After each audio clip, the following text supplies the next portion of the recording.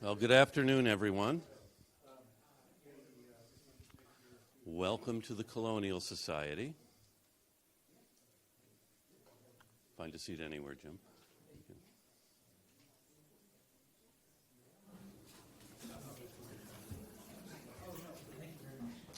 So I'm Bob Allison. I am the president of the Colonial Society, and I want to welcome you to our April stated meeting. And before we begin, I just want to mention a couple of programs we have in the coming weeks. May the 4th, Thursday evening at 6 o'clock, Jerrad Goldberg will be here talking about his new book on the Puritans and money. And May 18th, we have the Donald Fryery Symposium, and I'm pleased to see that Donald Fryery is here. And this year the topic is New England and the World, and our panelists are Joyce Chaplin from Harvard, Ashish Sadiq from UMass Amherst, and Jane Hooper from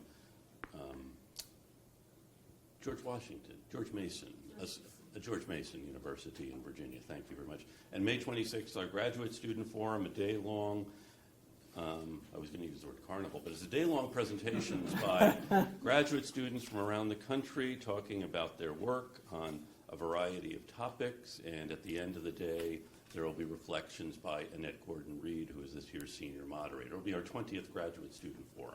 A very exciting program, so thank you. And I want to thank Ann Cesary, who is our program chair and events chair, who manages all of this. So thank you all for coming. And now we're very pleased today to have with us from Providence, Rhode Island, Jerrad Pacatte. He is a doctoral candidate in history at Rutgers, and he's also the inaugural director of historical research and content development at the Rhode Island Historical Society. It's been there, just started this year. Right? Yes, in January. In January. And he studies African American women's history, vast early America, and the interrelated histories of disability, emancipation, and slavery in the Atlantic world. And he has enjoyed support for his scholarly work from Rutgers, from the American Antiquarian Society, from Brown University, the Mass Historical Society, the John Carter Brown Library, and of course the New England Regional Fellowship Consortium. And so he is working on his book, which is in process, is actually his dissertation, which is in process, is The Work of Freedom, Black Women in the Process of Emancipation in New England. But he's already begun work on a second book on disability, and it's tentatively titled Fitness for Freedom, Disability and the Law of Slavery and Emancipation in Early America. And later this year, a chapter from that will be published in an anthology the Dublin Seminar is issuing on living with disabilities in New England, edited by Marla Miller and Nicole Bololin. So I want to welcome Jerrad Pacatte. Thank you all for joining us, and the stage is yours. Thank you.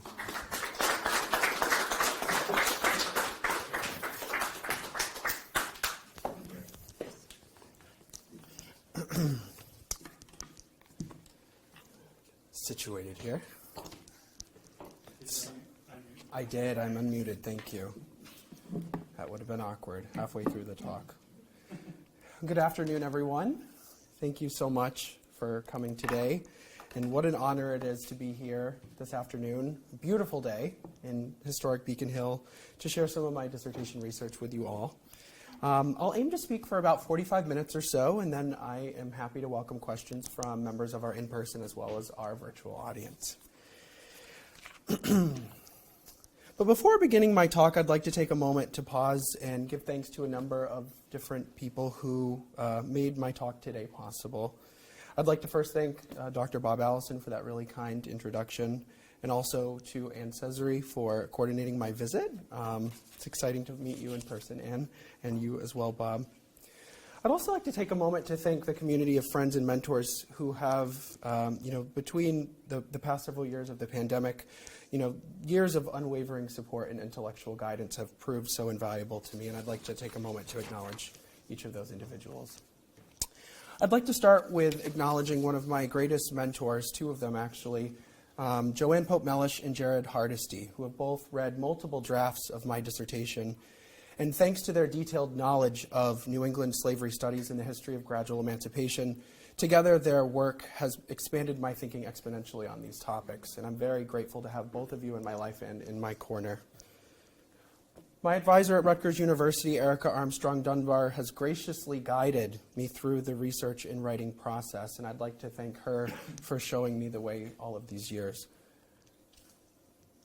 Although he could not be here today, I would like to recognize, jumping ahead of myself, first, but certainly not least, is Marla Miller. Marla has been a longtime friend of the Colonial Society, and Marla's ability to locate and to excavate the intricacies of women's lives in early New England, as well as her generosity as a scholar and mentor, exemplify the type of historian that I would like to someday be. I'd also like to mention and give a special shout out to Dr. Scott Casper and my friends at the American Antiquarian Society for their constant support and their encouragement over the past several years. And finally, to my colleagues and friends at the Rhode Island Historical Society, where I am now proud to be the inaugural Director of Historical Research and Content Development. This project begins and ends with you. The first words of my dissertation were written in the library at the Rhode Island Historical Society several years ago, more than I'm willing to admit, and I'm very much looking forward to finishing the dissertation there very soon. To each and every one of you who I've mentioned by name, but also to the countless others who I didn't have the chance to acknowledge by name in my pseudo-Oscar speech, time is limited, I fear that I've incurred intellectual debts that I may never able to be fully repay, and so thank you very much. Jane Coggeshall absconded from slavery in Newport, Rhode Island in March 1777. At the time of Jane's escape, British forces occupied Newport and had placed it under their military control.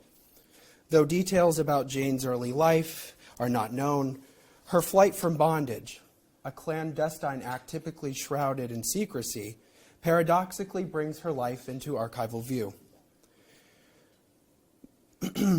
Accompanied by two other enslaved fugitives, Violet Pease and William Carpenter, the trio stole a rowboat and paddled approximately 12 miles across the Narragansett Bay to Point Judith.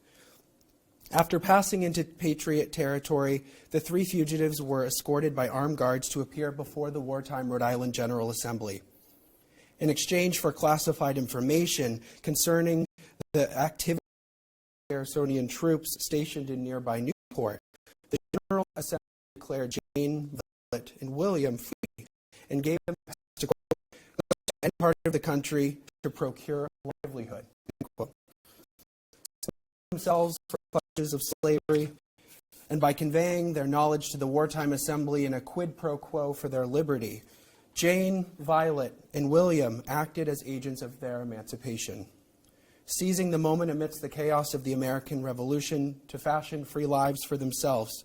Jane and Violet's flights from bondage illustrate one of many ways that African American women actively pursued and claimed freedom for themselves in late 18th century New England.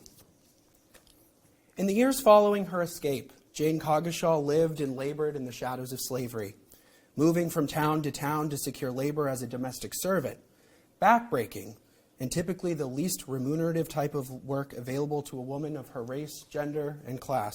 Jane worked tirelessly to procure a livelihood for herself. Unsure of what the outcome of the war would bring, Jane likely lived in perpetual fear of being returned to slavery.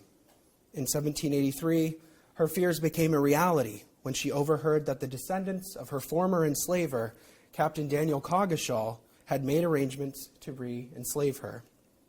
According to Jane's testimony, the Coggeshall family, quote, employed a kidnapper to steal and carry her away by force, end quote. Concerned about her bodily safety and the precarity of her situation, Jane acted quickly. Again, taking matters into her own hands, Jane petitioned the Rhode Island General Assembly to solidify her free status. Jane vowed in her petition that, quote, she would much sooner embrace death than be re-enslaved by the Coggeshall family, end quote. In October 1785, the Rhode Island General Assembly considered Jane's petition. In it, Jane and her legal representatives invoked the well-known case of Quaco Honeyman an enslaved man who also escaped from Newport in the summer of 1777, and whose communication of military intelligence to the Continental Forces allegedly led to the capture of British General Richard Prescott during the war. In 1782, Quaco Honeyman successfully petitioned the Rhode Island General Assembly for his freedom, and Jane's petition requested that her petition also be given equal consideration. Ultimately, her efforts proved successful. As a result of her knowledge, her sacrifice, and her initiative, Jane Coggeshall again secured her full emancipation from slavery. My forthcoming dissertation, from which my talk today is excerpted, examines the everyday lives, labors, and emancipation experiences of African-descended women in New England from the mid-18th through the mid-19th centuries. Spanning multiple decades and disrupting the lives of generations of African-American families, the gradual abolition of slavery in New England unfolded unevenly across time and space. I'll talk a bit more about the different years and the timeline later in my presentation. Historical scholarship examining the gradual abolition of slavery in New England has provided a thorough overview of the legislative acts and judicial decisions, many of which are referenced on the screen here, that to an extent facilitated the piecemeal abolition of human bondage in New England. In recent years, however, historians examining the subject of slavery and emancipation in early America and the Atlantic world have reframed the history of emancipation as a social revolution spearheaded by the enslaved themselves, people who created, demanded, and forged their own paths towards freedom.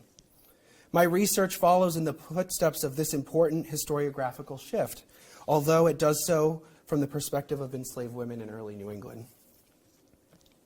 Enslaved women across New England stole, petitioned, and negotiated freedom for themselves and their families well before state legislatures and courts took concrete steps to abolish the institution of slavery. My talk today traces the lived experiences of emancipation for African American women in late colonial, revolutionary, and early national New England. Individually and collectively, these women's stories demonstrate that gradual emancipation was not only a prolonged and complicated process, but it was also a deeply gendered experience that situated black women and their wombs at the center of the abolition controversy.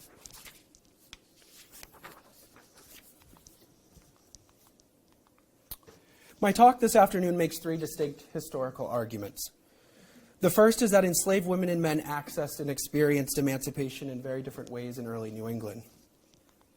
The second is that African-descended women acted as agents of emancipation and were freedom seekers in their own right.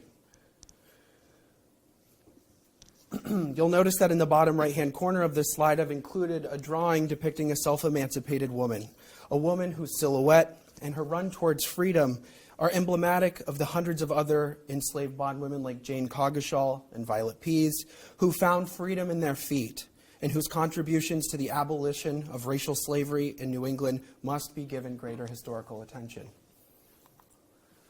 And finally, I argue that the bodies of enslaved women functioned as conduits of unfreedom in colonial and emancipation era New England.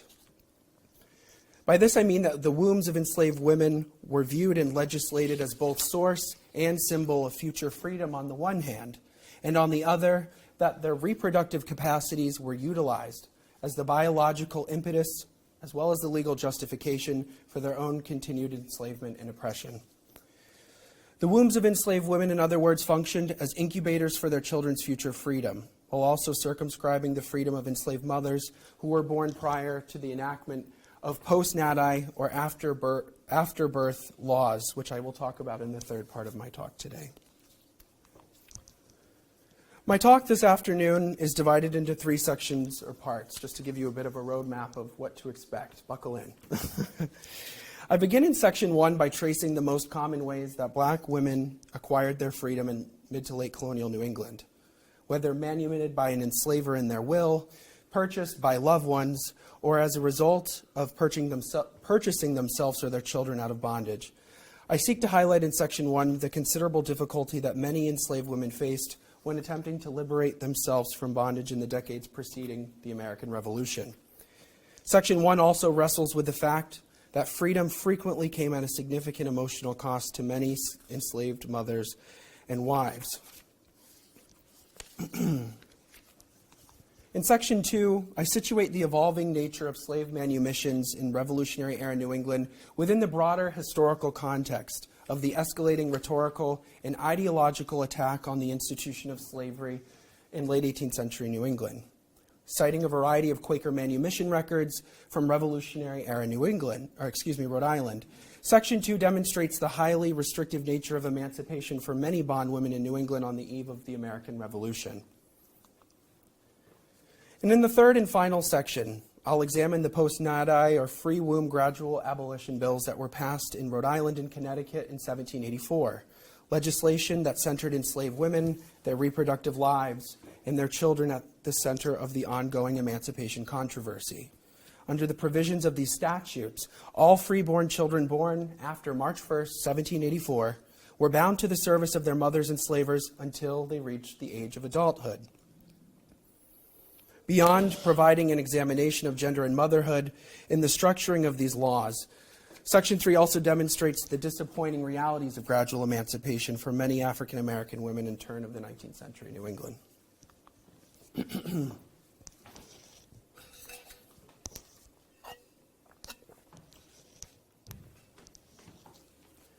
Freedom came at a great price to many enslaved women in early New England. Sacrifices that are not readily seen in the documents recording their manumissions, one of which I have projected here on the screen. The first to rise and the last to retire, enslaved women juggled countless responsibilities in their day-to-day lives, including cooking, washing, ironing, caretaking, and stitching. Enslaved women's work facilitated the smooth functioning of New England households, and their domestic and socially reproductive labors freed up the time as well as the energy of their enslavers to pursue other household tasks, to seek out employment within and outside of the home, as well as to find moments of leisure. The versatility of enslaved women's work in early New England functioned as the glue that figuratively and literally held these little commonwealths together. For most enslaved women, their manumission from bondage, whether immediate or gradual, was occasioned by years of long and exhausting service to their enslavers' families. Surviving manumission deeds for New England bondwomen greatly diminish or entirely overlook the hard work and sacrifices endured by these women prior to their emancipation. Instead, these records portray freedom as a status bestowed or a gift given versus as a right earned. For example, the price paid by the enslaved woman Jane in exchange for her freedom cannot be easily quantified. I have Jane's manumission deed here, which I found while researching at the Newport Historical Society as an IRFC fellow many years ago. Jane's enslaver, Newport, Rhode Island merchant Joseph Jacobs declared that, quote, for and in consideration of her faithful services, end quote, in addition to, quote, other causes and considerations, end quote, he manumitted Jane on September 23, 1773. Seen in this light, Jane's years of tireless work, personal sacrifice, as well as the possible physical and psychological scars that she acquired during her enslavement are rendered invisible by the stroke of Joseph Jacobs' pen. Upon first glance, Jacobs' seeming benevolence outweighs the work of freedom that Jane performed in order to acquire her liberty. Similarly, when James Sisson manumitted Zilph on the eve of the American Revolution in March 1775, he neglected to acknowledge her indispensability to his household economy as a washer and mender of the family's clothes. Nor did Sisson acknowledge the fact that Zilph was likely the cook tasked with preparing the family's Sabbath and holiday meals. James Sisson also failed to mention that Zilph reared his children, and during her lifetime was actually gifted to his son and daughter-in-law, presumably as a wedding gift or as a form of human inheritance. As the historian John Wood Sweet has observed, quote, manumission was not a benevolent gift from master to slave, end quote, nor was it the antithesis of slavery. Instead, manumission was part of slavery's very nature, an arrangement in which enslavers extracted the most productive labor possible from an enslaved person in exchange for a future promise of freedom, a promise that in several instances never came. Emancipation in colonial New England was episodic and viewed by most as a private decision, and thus a customary practice left largely unregulated by law. I will say that my research on disability and emancipation actually looks at early statutes that were passed in the early 18th century that provided very specific statutory limitations for what enslaved persons could be manumitted at what age, and whose responsibility would it be to care for them in the case that they became indigent or otherwise physically or psychologically incapacitated. I'll give an example. In Massachusetts in 1703, the legislature enacted a statute that required that any person who wished to manumit a bondsperson, they would have to pay a 100-pound bond in order to do so to the local towns. And in other words, to indemnify the state or the colony or the towns from future financial liability. Collectively, my research has suggested, however, that an enslaver's death was typically the most common reason that enslaved women were manumitted during the colonial period. Throughout the mid to late 18th century, many enslavers included detailed instructions in their wills pertaining to the manumission of enslaved women and men. Some might have had reservations about going to their graves without manumitting their loyal servants. Others expressed little to no qualms about passing along their enslaved labors to their children or other heirs. Some enslavers also appeared to be unwilling to relinquish the considerable practical and economic value that these women's work provided to their household economies. Therefore, many enslavers elected to postpone the manumission of their bondwomen for months, and in some cases years after their deaths. Overall, the duration that these women were required to serve before being manumitted varied on an individual basis. The Connecticut bondwoman Betty Lamb Smith was theoretically entitled to her freedom 6 months after her enslaver David Lamb's death. In addition to her freedom, Lamb bequeathed Betty a number of material items, including, quote, the best bed in the bedroom with the bedstead and cover, with 1 pair of good sheets, 1 pair of blankets, 2 coverlets, bolster pillows, and 1 pair of pillowcases, a box, and a chest that she calls hers. I love that quote. It reminds me very much of the historian Taya Miles' new book, which is entitled All That She Carried. As well as clothing to be delivered to her by David Lamb's wife, Esther. It is possible that Betty's own hands fashioned these linens, and thus Lamb believed that they should be given to Betty after he passed away. One also wonders what items Betty stowed away inside this chest that she called her own. Perhaps her Bible, the baptism records of her 5 children, or other small trinkets that might have reminded her of her own mother and father. Perhaps this chest functioned as a makeshift crib, a cherished space where she kept her most prized earthly possessions within arm's reach. The reasons why David Lamb bequeathed several of his household goods to Betty, as well as setting aside money for her future care, are not clear. Although it was not entirely uncommon for enslavers to leave their enslaved laborers material items when they died in early New England, the case of Betty Lamb Smith warrants further speculation. Why did Lamb leave Betty his best bed and linens instead of his wife Esther? And moreover, why would he go to such great lengths to ensure that she was cared for after his death? Reading David Lamb's will along, as well as against the biased grain, one could reasonably infer based on these clues that David and Betty might have had or been engaged in some sort of sexual or otherwise intimate relationship. It is also equally plausible that no sexual relationship existed between the two at all. Due to her archival illegibility, however, we cannot know the answer to this question with any degree of certainty. To complicate matters further, Betty's manumission did nothing to change the status of her husband Sharper or the couple's 5 children. On January 17, 1747, Betty Lamb and Sharper Smith married.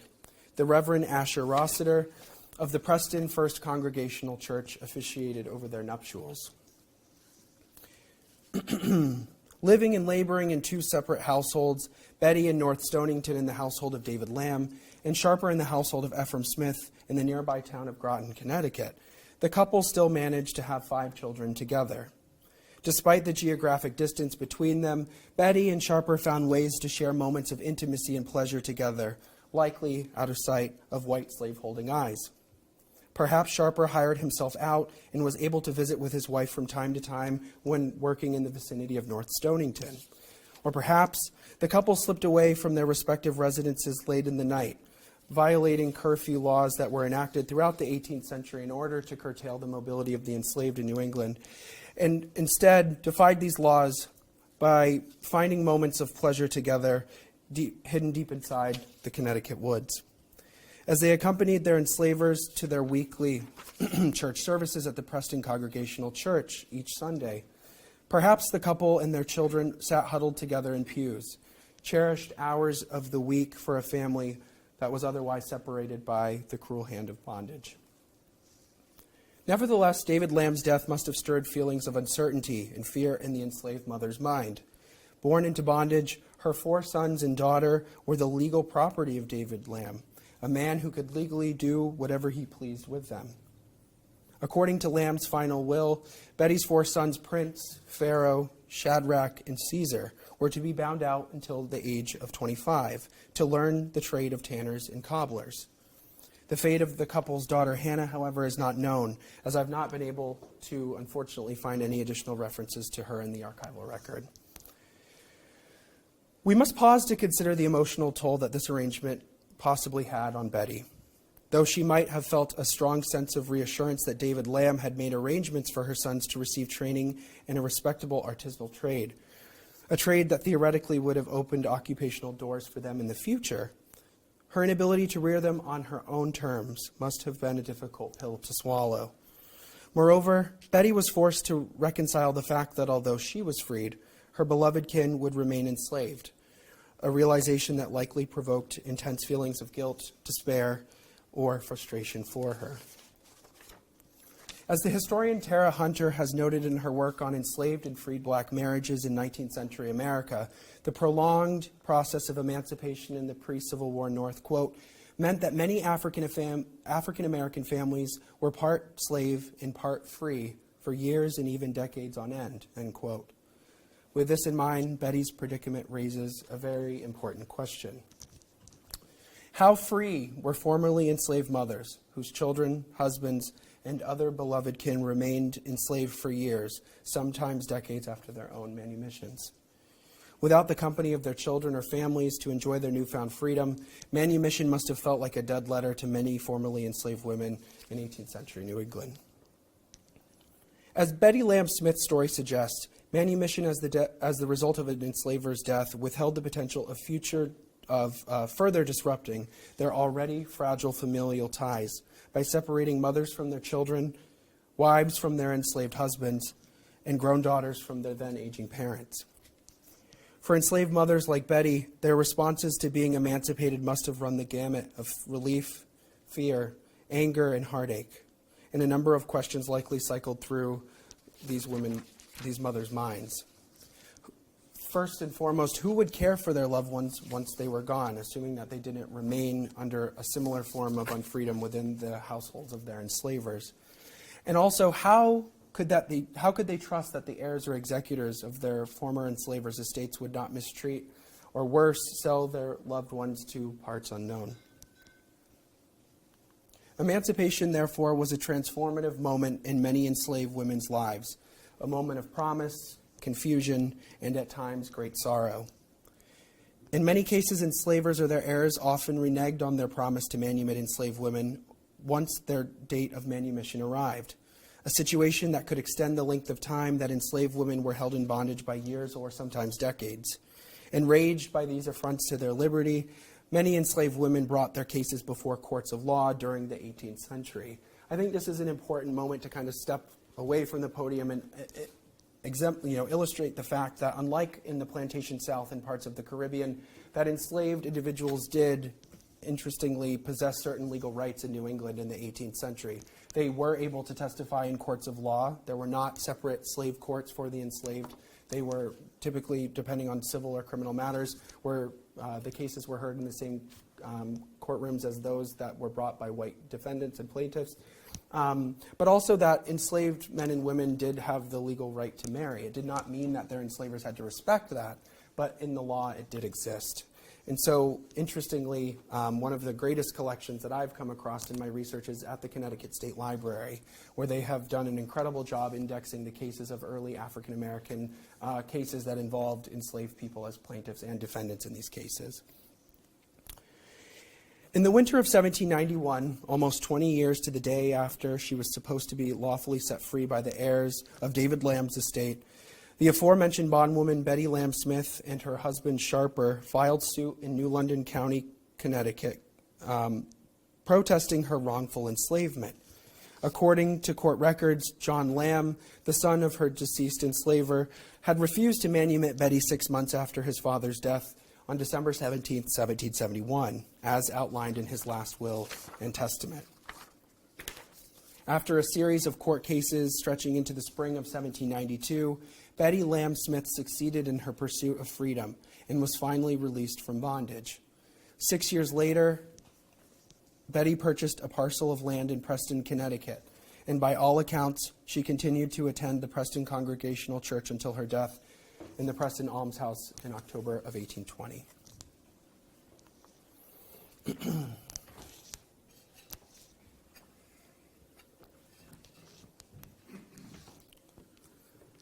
Although less commonplace than enslaved men and husbands buying themselves or their families' freedom, surviving evidence of enslaved women purchasing freedom for themselves and their children in early New England do exist, a phenomenon that forces us to rethink the gendered politics of self-purchase in early America. Instances of enslaved women buying their freedom appear sporadically in the archival record. In October 1783, a woman of color named Freelove Gardner paid South Kingstown, Rhode Island enslaver Richard Gardner 6 pence for a 22-month-old baby girl.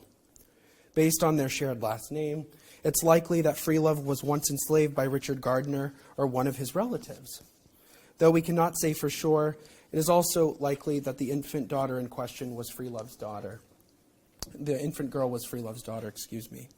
Whereas enslavers in the plantation South and Afro-Caribbean looked upon enslaved women's fecundity as an asset, the reproductive labors of enslaved women in New England were often viewed as an unwelcome financial liability.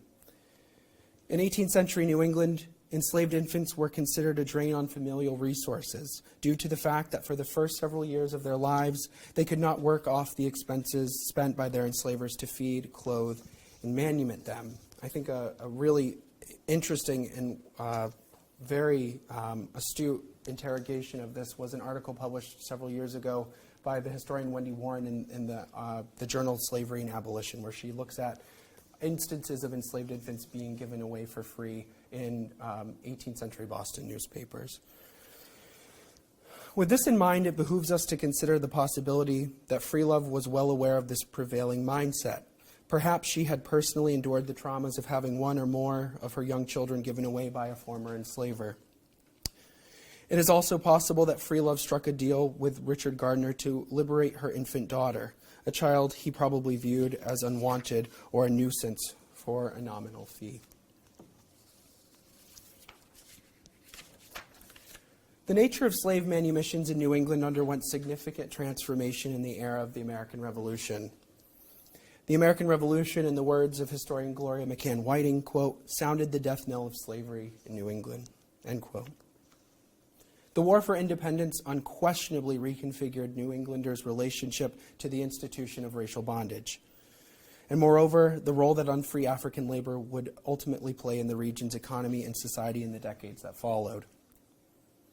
In the years preceding the Revolution, natural rights arguments condemning the British Crown's enslavement and exploitation of colonists in North America gradually gained traction in the Puritan colonies.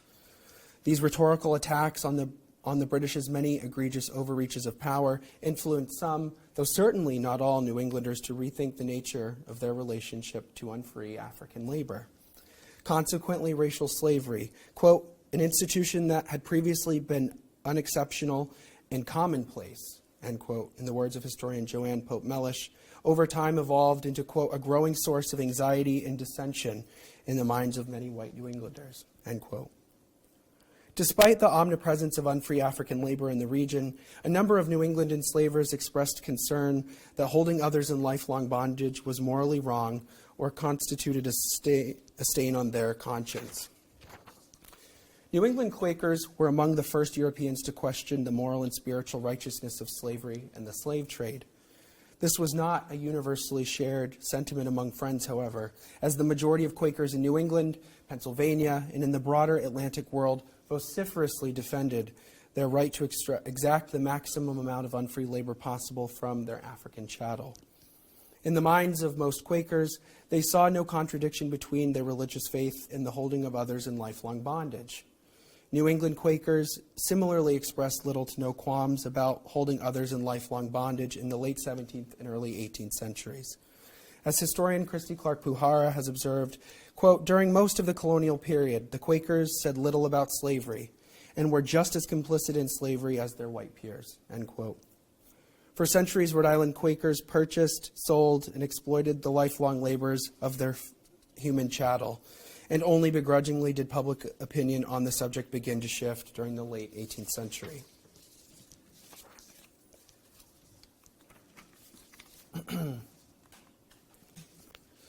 Members of the Portsmouth, Rhode Island monthly meeting were responsible for a wave of manumissions in Rhode Island in the late 18th century. In the decade between September 1773 and August 1783, Portsmouth members manumitted at least 40 enslaved people. Of those 40 enslaved individuals, 18 were women and girls, whereas 22 were men and boys. The skewed gender ratio of Quaker manumissions is intriguing and might possibly be explained by the fact that many enslavers, especially those in large urban cities like Newport or its surrounding environs, were less likely to relinquish the highly prized domestic labor, of their female servants. The centrality of enslaved women's versatile and socially reproductive labors within the urban economy of cities like Newport, Rhode Island, cannot be overstated. The work of running inns, taverns, restaurants, and maintaining the cleanliness and order of their homes fell upon the shoulders of enslaved women. The manumission deeds recorded by Portsmouth Friends between 1773 and 1783 underscore the highly restrictive nature of Quaker manumissions in the colony during the period of the American Revolution. Among the 40 enslaved individuals who were manumitted during this period, over half, or 23, were subjected to provisional forms of manumission that prolonged or delayed the amount of time that they were required to serve their enslavers before they would become entitled to their freedom. Children and teenagers accounted for the majority of those whose freedoms were deferred, although some adults were also represented in this population. On May 30th, 1775, Jamestown, Rhode Island widow Damaris Fowler appeared at the Portsmouth meeting of the Society of Friends to initiate the process of manumitting an enslaved woman named Jane.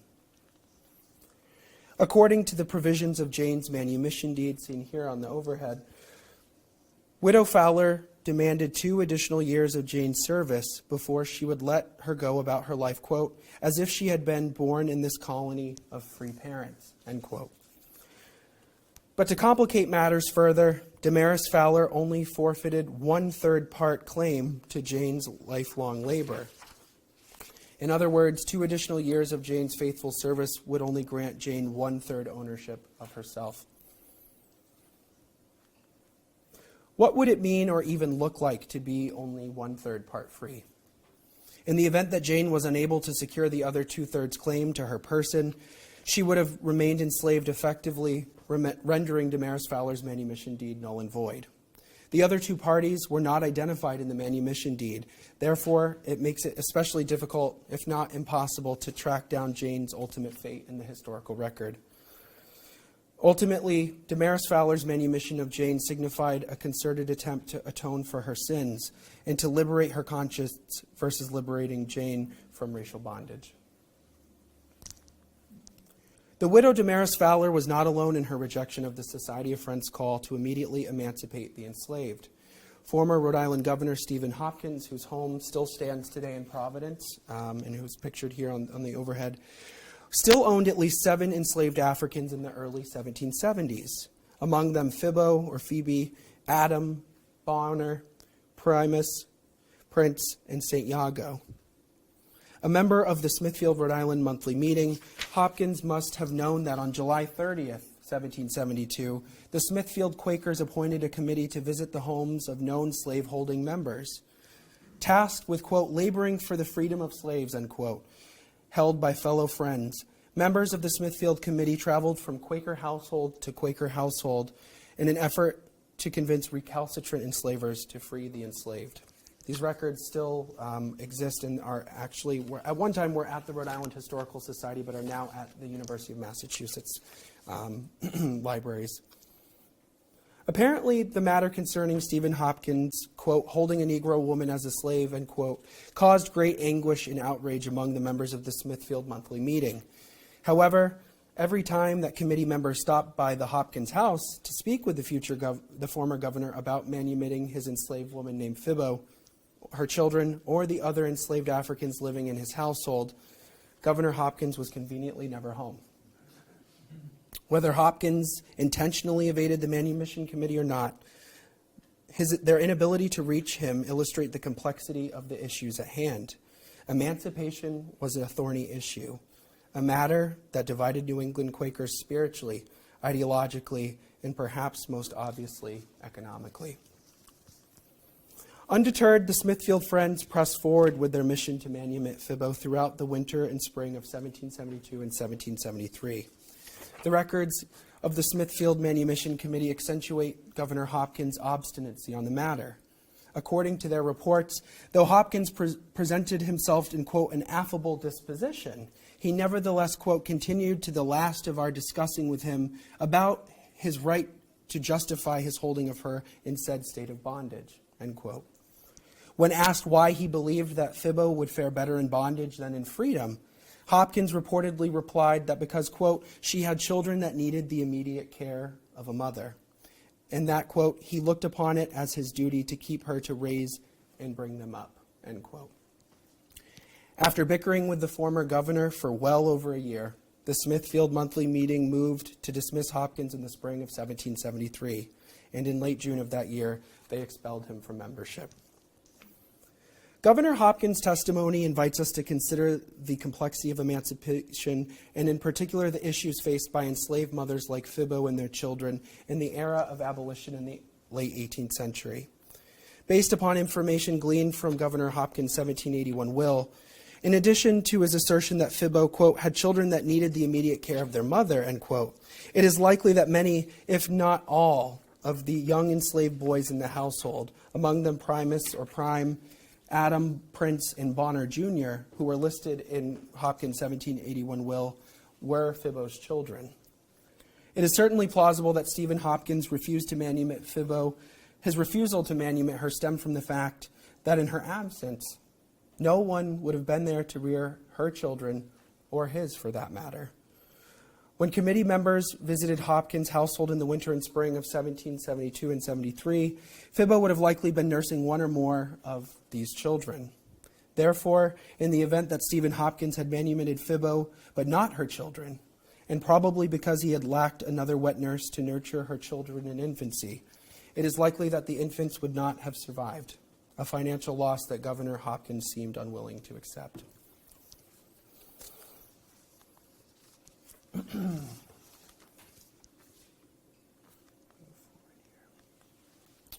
The abolition of slavery in New England occurred in fits and starts, and the timing and pacing of slavery's gradual disappearance varied widely across the region.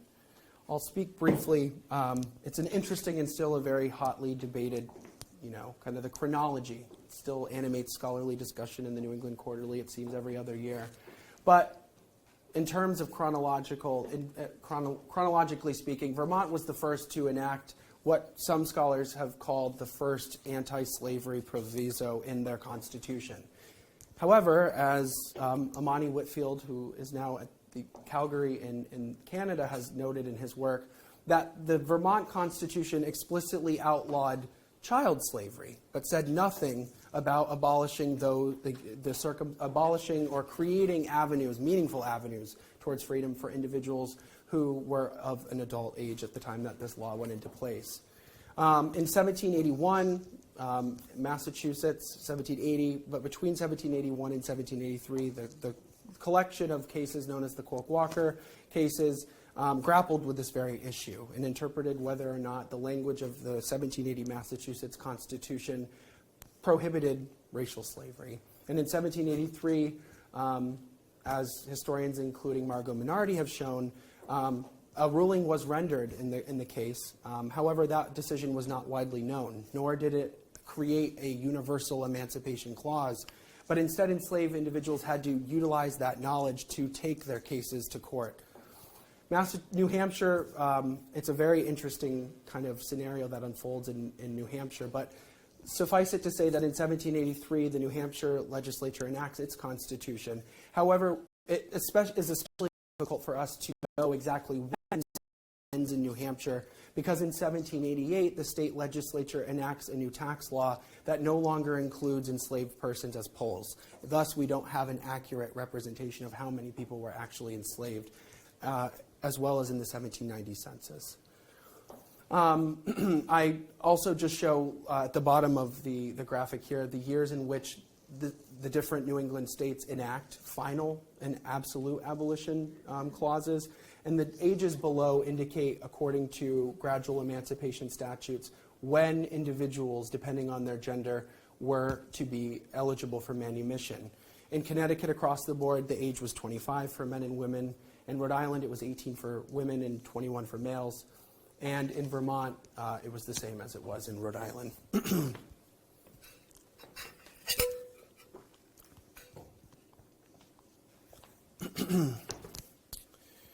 Racial slavery lingered in the region for decades, and in the eyes of the law, chattel slavery remained on the books of most New England states until the eve of the American Civil War. The process of emancipation in New England dragged on for upwards of 60 years following the passage of the first post-Nadi gradual emancipation statutes in Connecticut and Rhode Island in 1784. Legislative attempts to gradually abolish slavery in New England were inherently shaped by questions of gender, motherhood, and by the status of children born to enslaved mothers in the aftermath of the Revolution. Early on, enslaved women in their wombs preoccupied legislative attempts to abolish the institution of racial slavery in the region. Because most New England slaveholders objected to the idea of outright emancipation, the reproduction of an enslaved labor force vis-a-vis the bodies of enslaved women offered a tentative solution to one of the most pressing issues at hand: the wartime labor shortages created by the enlistment of African American men in military service, legislative attempts to restrict the importation of slaves into Connecticut and Rhode Island, which were passed respectively in 1774, and the desertion of thousands of enslaved individuals during the war. In other words, the wombs of enslaved women enabled New Englanders to wean themselves off an enslaved labor force over the course of several decades. In February 1784, the Rhode Island General Assembly enacted a gradual emancipation statute specifying that the children of slaves born after March 1st, 1784, were bound to serve their mothers and slavers until they reached the age of 18 for women and 21 for men. As you can see, the language of the legislation is inherently shaped by the condition of the mother at the time, as well as recognizing the fact that the mother's wombs were itself the impetus for deciding, for children born after March 1st, essentially, theoretically they were to be manumitted at the age of 18 or 21. Also, and interestingly, in Rhode Island, and I'll talk a bit about Connecticut in just a moment, the town clerks were theoretically supposed to keep records of children born after these dates. I have not been able to find any existing records in Rhode Island. However, Connecticut did seem to be a bit more litigious and did keep records of children who were born after this. So that way, if questions arose later on about when these children were born, that they could return to the towns where the children were born to verify the dates of their birth. Connecticut lawmakers passed a similar post-nadi, or Latin phrase for after-birth, gradual emancipation statute in March 1784. Although Connecticut law stipulated that the children of slaves born after March 1st regardless of their gender, were subjected to 25 years of bound service. Regardless of their gender, that they were subjected to 25 years. In October 1785, the same month that the petition of Jane Coggeshall, the woman whose story appeared at the beginning of my talk this afternoon, was read before the General Assembly, Rhode Island legislators amended the Gradual Emancipation Act that they passed in February 1784. This new amendment reduced the upper age limit from 40 years to 30 as a result of a growing number of indigent former slaves between 30 and 40 who had, quote, become chargeable to local Rhode Island towns. By law, individuals born before March 1st, 1784, remained enslaved for the duration of their lives, while their children, individuals that the historian Joanne Pope-Mellish has termed statutory slaves, would spend the majority of their lives in indentureships mirroring colonial slavery. I know that I'm getting a little bit close on time, so I'll talk a bit about the richness of early Rhode Island Town Council records. Throughout the colonial period, local town councils in Rhode Island kept very detailed records of their affairs, many of which still survive to this day. And I wanted to give a special thanks to Joanne Mellish and Ruth Herndon for both, putting me on to this seemingly endless rabbit hole. But from these records, we're able to glean an invaluable amount of information about the lives of formerly enslaved women. Some African American women, however, managed to maneuver their way out of bondage in the era of gradual emancipation, as New England Town records testify to the difficulties that many of women of color faced as they struggled to make the transition from slavery to indentured servitude, and later to living and laboring in freedom in the era of emancipation. Although not written or recorded in the first person, and thus heavily mediated by white town councilmen and selectmen, the recorded testimonies of women of color in New England Town Council records permit a partial reconstruction of their lives and emancipation experiences. Pauper depositions and warning out records are a particularly fruitful, albeit at times limited body of archival evidence that document the myriad ways which these women found freedom, and perhaps more pointedly, the repeated attempts by white authorities to circumscribe their lives and livelihoods after becoming free. With this in mind, Rhode Island Town Council records should arguably be situated within the broader genre of slave and ex-slave narratives due to the extensive amount of information and biographical detail that they contain concerning enslaved, indentured, and formerly enslaved people's lives. When read from the perspective of enslaved and formerly enslaved women, these records glean invaluable insights into their lives and experiences. And because so few formerly enslaved women dictated narratives to white authors that were subsequently published in pre-Civil War New England, these records constitute an overwhelmingly important, as well as a highly underutilized body of evidence for reconstructing their fitful transitions from slavery to freedom in the late 18th and early 19th centuries. When summoned or hauled before local town councils, most often for the purpose of giving information about their places of legal settlement, women and men of color in Rhode Island dictated their life stories to white authorities in considerable detail. In the space of just a few lines, these individuals recounted where and when they were born, the names of their parents' legal status at the times of their birth, as well as the names of their former enslavers and employers. Pieces of information that can then be used to triangulate other records and references in order to paint a fuller picture of their lives. Although these depositions were given under duress and were recorded by white scribes, as was the case with most ex-slave narratives, the testimonies of formerly enslaved women are scattered throughout volumes of Rhode Island Town Council records and are an excellent source to begin the work of reconstructing their emancipation experiences. Urania Barker, commonly known as Rainey Hazard, testified that she was born enslaved in Newport, Rhode Island around 1753. Rainey spent her childhood in the household of her enslaver, Jeffrey Hazard, and until his death in 1767. Following the death of her husband, Hazard's widow married Rainey to William Barker of West Greenwich, Rhode Island. There, she served Barker for about 10 years before he gave her liberty to, quote, go out and work, end quote, at which point she, like many other women I talk about in my dissertation, found day work as washerwomen and live-in domestics in the nearby city of Providence. Rainey lived in Providence for a year and a half before she and her mother, Judah Hazard, came under the surveillance of the Providence Town Council. After examining Rainey, she was warned out or forcefully removed by the Providence Town Council to West Greenwich, the site of her former enslavement. Phyllis Merritt Wanton was also informally manumitted around the time of the American Revolution. Enslaved in Boston at the time of the British blockade, Phyllis was instructed by her enslaver to, quote, seek and provide for herself, end quote, an event that led her to relocate to Rhode Island in the year 1780. In Providence, after she lived in a number of white homes, including one Mrs. Goodwin on the west side of the river, quote, whose house she made her home and went out to do washing, end quote. After living with Mrs. Goodwin, Phyllis then lived with the repentant slaveholder turned Quaker abolitionist Moses Brown.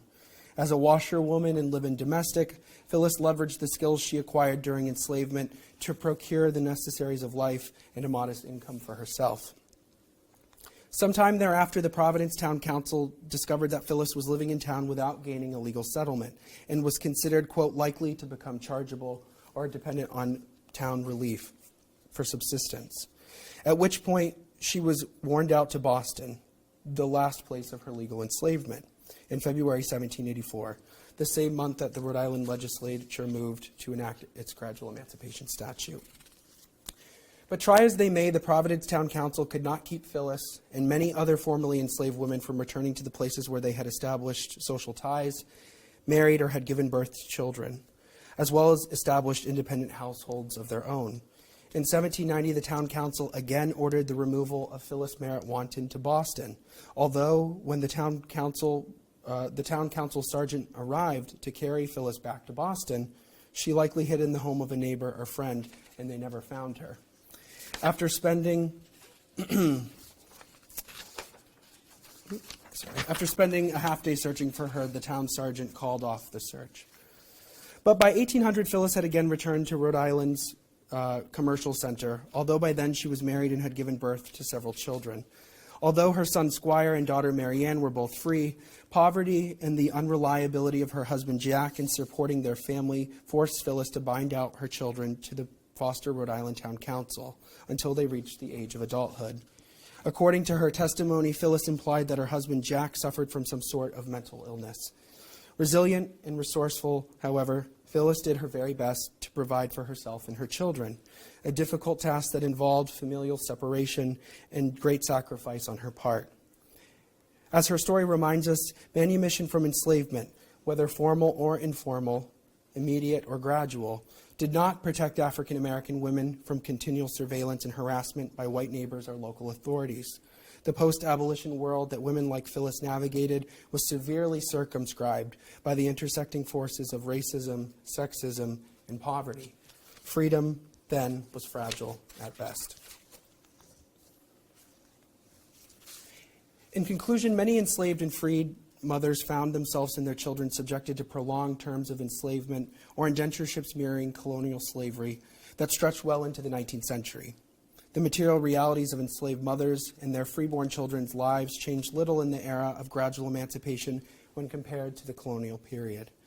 The separation of enslaved mothers and their freeborn children throughout this period stunted generations of African American families from living together in freedom and frequently truncated enslaved mothers' power to make decisions about their children's lives. Whenever possible, however, enslaved, indentured, and freed black mothers like Phyllis Merritt Wanton deployed whatever tactics they could to better the lives of their children. Their decisions were not made lightly, nor were they made without considerable deliberation, sacrificing their own emotional needs for the sake of their children's best interests. Occasionally, these mothers had no other option than to bind out or indenture their children to local towns or to tradesmen to ensure that their most basic needs were met and that their children could eventually learn a trade. As these women's varied experiences show, emancipation from enslavement in New England was episodic, and even as greater numbers of enslavers, including Rhode Island Quakers, manumitted their bondservants in the 1770s, the vast majority of these manumissions were provisional and in many instances highly restrictive. When viewed together, these women's stories collectively accentuate the prolonged and the problematic process that gradual emancipation actually entailed, as well as the fact that questions of gender, motherhood, and heredity rested at the heart of the emancipation process itself in turn of the 19th century New England. Thank you.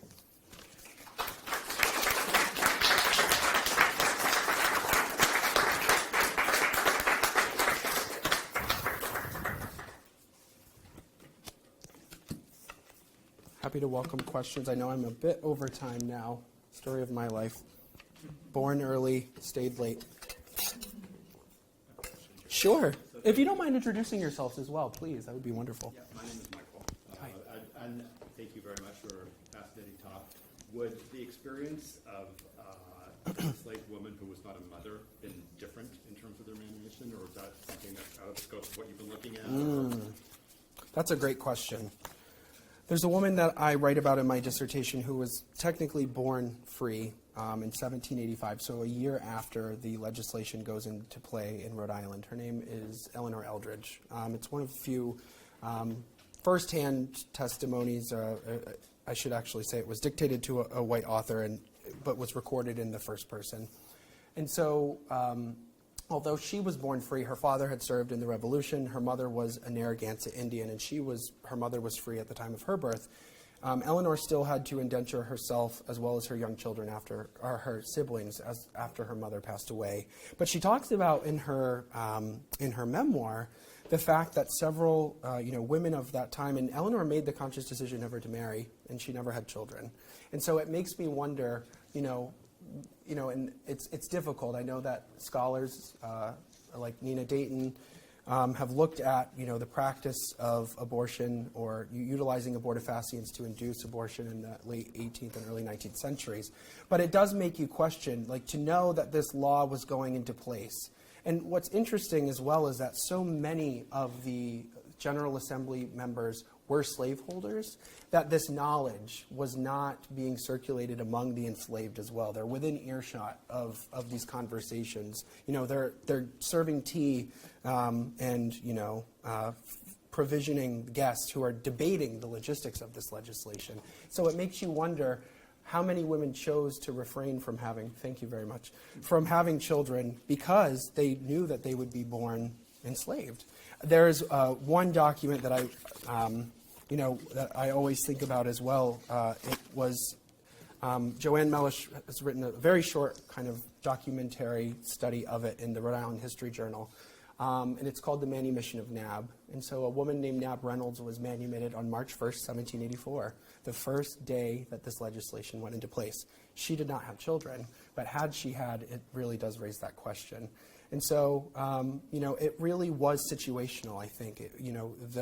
If enslaved women were between the ages of 30 and 40, and they were, in quote, sound body and mind, which is the very loose language that the legislature uses to determine who can and cannot be manumitted, perhaps their enslavers could have manumitted them. Well, I think it's an insightful answer because you're the Hopkins example, right? The children were used against her. Right? Exactly. So. That example haunts me. I didn't have time to include the slide, but a few years ago, a collector sold Seth Kaller Historic Documents and Collections had a manumission deed for St. Iago Hopkins, who was manumitted in October of 1772 by Governor Hopkins. And he says that he had raised St. Iago in his household since he was an infant, and that because he was able to care and take care of himself, he would manumit him. The same was not the case for Fibbo. And so I recently found some documents that I haven't quite had the chance to completely analyze, but she often would go by the name Phoebe. And so I've been able to kind of track some additional references to her that actually after, from what I've gathered, after Hopkins died, she was manumitted. But the fate of her children I haven't been able to determine quite yet. Yeah. Let's see next. Sure. Yes. In Boston, John Hancock's slave, Frank, is buried in the same lot with him in the old granary. Is there any evidence that the master would be buried with a slave in Rhode Island? That's a great question. A very great question. Rhode Island, from 1636 onward, we are known as Rogue Island, and proudly so. We marched to the beat of our own drum in a lot of ways, and it wasn't until, I believe, the mid-19th century that communal burial grounds were required. We have examples of these, but what makes it especially difficult for studying enslaved people, there are some examples of enslaved people, to answer your question more directly, of enslaved people being buried at the foot of their enslaver, which raises a lot of different interesting questions. But what is especially fascinating to me, and if you're looking at a map of Rhode Island, I'll go back a few, that what we collectively refer to as the South County or the Narragansett Country, this was the largest area of enslavement in all of New England. I don't know if this is, there we go. It doesn't seem to be working on the screen. So in this general vicinity here, basically compromising the modern-day towns of Charlestown, South Kingstown, North Kingstown. The density of enslaved individuals in that region in the year 1755, when a census was taken, was that 1 in 4 people in South Kingstown were enslaved. And so what happens is that they own what we would call plantations, several thousand acres, where, from my research, I have found the largest number of enslaved people that I've been able to document was 23. And interestingly, that was in a student of mine, Courtney Garrity, has found that research in Bristol. Elizabeth McIntosh Davis, whose granddaughter married Isaac Royal, had 23 enslaved people working on her farm in Bristol, which is a bit out of the South County, but on average, there were at least 12 to 13 enslaved people per household, which is an incredibly large number for New England standards. And so what happens is when enslaved people die on these larger plantations, they're buried in family burial plots, most of which have been sadly disinterred or destroyed by subdivisions coming in, highways. And so it's especially hard to know exactly what the exact arrangement of the enslaved burials were. That being said, there was a diary kept by an Anglican minister, James McSparran, in this area of Rhode Island in the 1740s and 50s. And there were several instances of some of the most celebrated enslaved people, one of whom was his enslaved man Stepney, who drowned in 1745. He was buried in the old Narragansett Church burial ground. But the rest, it's interesting in that often what we see, and from archaeologists who have looked at this subject, I guess to kind of put a pin in your question, is that often what we see is that in rare instances are enslaved people buried within the family plots, but often in distinct areas outside of them in Rhode Island. And that, I know that Jeffrey Knobloch, who is a scholar of New Hampshire, who has published a really interesting book of African-American graveyards in New England, probably has a much more fleshed out response to your question. But Stone is still there. Really? Fascinating. And it's from those, I was talking to Holly Jackson just before the talk began. Nicole Maskiel published a really fascinating article in the New England Quarterly recently about Cicely Negro, who's buried in Cambridge, and her stone still stands and is arguably one of the oldest that we have. In Newport, we have God's Little Acre, which is the largest extant collection of enslaved burial grounds in New England. Most of the stones are no longer standing, but archaeologists are doing a lot of work now with ground-penetrating radar to determine where some of these bodies might have been interned. Two of my relatives work for Hancock Field. Really? Interesting. Interesting. Thank you for your question. Yes, Dr. Haddon. Sally Haddon, Western Michigan editor of publications here. Your work put me in mind of some scholarship by Ted Maris Wolf on families where one individual was emancipated and others were not. And in Virginia and other parts of the South, there were frequently laws on the books that required a newly emancipated person to leave the state. And I wondered if there was anything comparable to that going on in New England, and if so, I've got a follow-up. We see this playing out often, from my understanding, in the 19th century. I have seen in Connecticut, however, that there were some provisions. New Englanders never enact what we would call slave codes, like comprehensive laws that deal. They're kind of more sporadic, and they arise out of situational, circumstances that come before towns and then later general assemblies. What I will also say in terms of Rhode Island is that there are several laws that are passed at the local level that never make it to the colonial level regarding this question. I've seen instances of people being asked to leave who are newly manumitted for being sources of vice and disorderly conduct, but I have not been able to see any, that I can readily call to mind, any colonial statute that mandates that people who are freed, because that was kind of one of the cornerstones, if I'm recalling, of South Carolina's slave laws as well. I haven't... It's many states in the 19th century. Right. And so, that is it's an interesting question. I mean, there are so many laws, though, that are passed about, that remind me a lot of your work about mobility, when people can travel with a pass, without a pass, and what will happen to them. In Connecticut, throughout the early 18th century, there are a series of laws that deputize local residents to seize, apprehend, and bring enslaved people without a pass to local justices of the peace, who will then arbitrate the matter the next day. But in terms of having to move out, I want to say there might be one law in Connecticut in the colonial period that enslaved, formerly manumitted people, it might be a local ordinance, that individuals who were manumitted had to live outside of the town.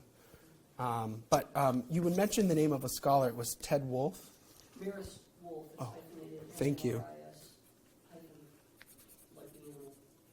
I know you had mentioned that there might have been a possible follow-up question, but I don't know if my answer was sufficient to warrant it. The follow-up question is based on his work, which was basically that in Virginia, what you saw was in order to avoid effectively being forced to leave the state of Virginia, that there were some people who chose voluntary re-enslavement so that they could remain Right. with their family members. And so I was wondering if there had been any laws like that, if there were any people who chose voluntary re-enslavement. Yes, thank you. That reminds me also, and I'm sorry for not announcing the questions for our virtual members. I'll be mindful of that moving forward.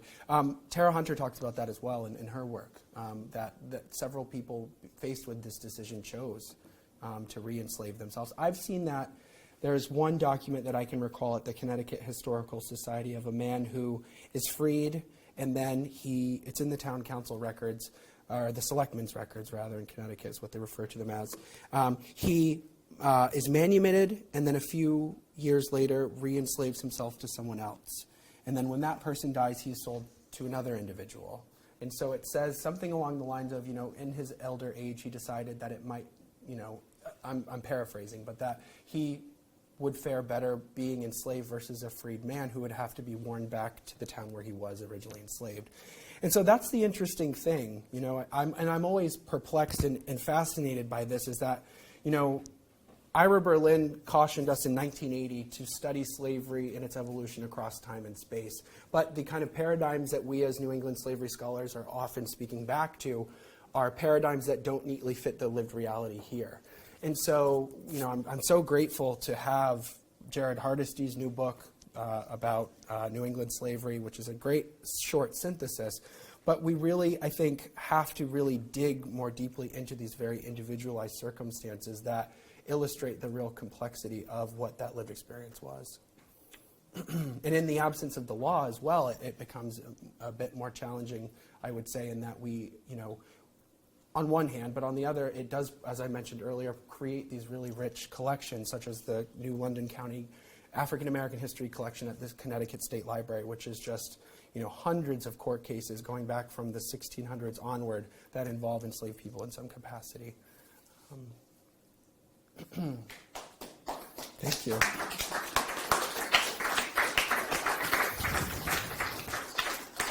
Did we have any virtual questions, Anne, that we... No. Okay. Nope. Well, the one last thing I do want to mention, I have created a preliminary, this is just my contact information, I have cards here. I created a public Google document of recent titles published in New England history, variously, New England Quarterly, monographs, etc., that deal, dissertations and theses that I'm aware of, that deal with African American women's history in New England.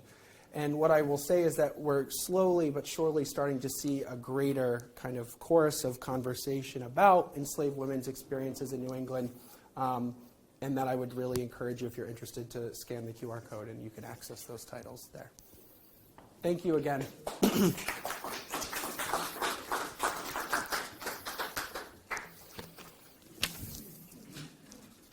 Thank you. Very nice to meet you.